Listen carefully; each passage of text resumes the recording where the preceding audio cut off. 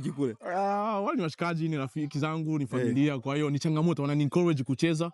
Kama nimekosea next time najua ni ujenge mpira vizuri ili wasinizomee. Kwa hiyo ni changamoto na wanani encourage, wanani push nicheze vizuri. Sawa.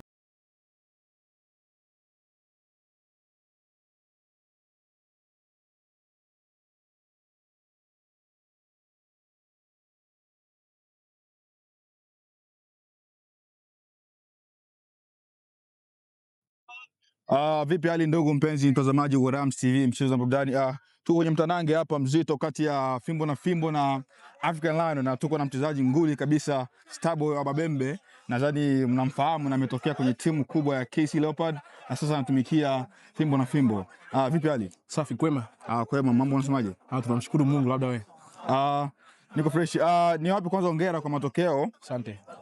Na nikuulize maswali machache. Nini ilikuwa changamoto mpaka ikafikia mnashindwa kufunga na kudhibiti mpira kwa wakati wa kwanza?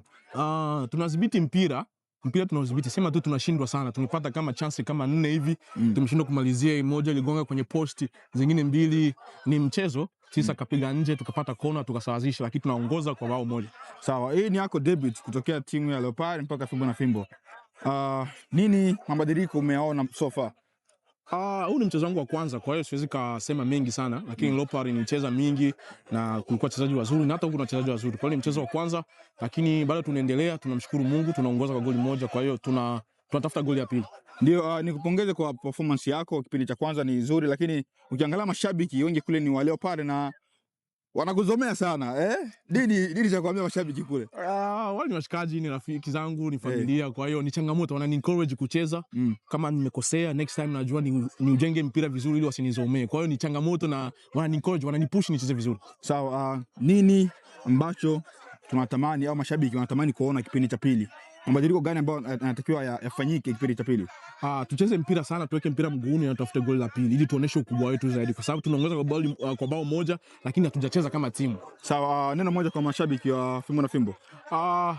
Naona wapo wengi, lakini mechi ya pili au ya tatu ikipata homu waje wengi kwa zaidi, kwa sababu wanaona mchezo tunamiliki na tutafunga. Tunaona kuna mashabiki wale pale, kwa hiyo nafurahi sana kuwaona pia. Na mashabiki wanahitaji goli lako. Unajua umetoka kwenye timu ya Leopard na sasa uko Fimbo na Fimbo na wanahitaji goli lako. Vipi, unawaahidi nini kipindi cha pili? Tusikize kipindi cha pili, inshallah Mungu akijalia tutafunga, lakini tuna assist, kwa hiyo ni nzuri tu. Asante kwa muda wako. Thank you. Ya shule. Napikwa hido.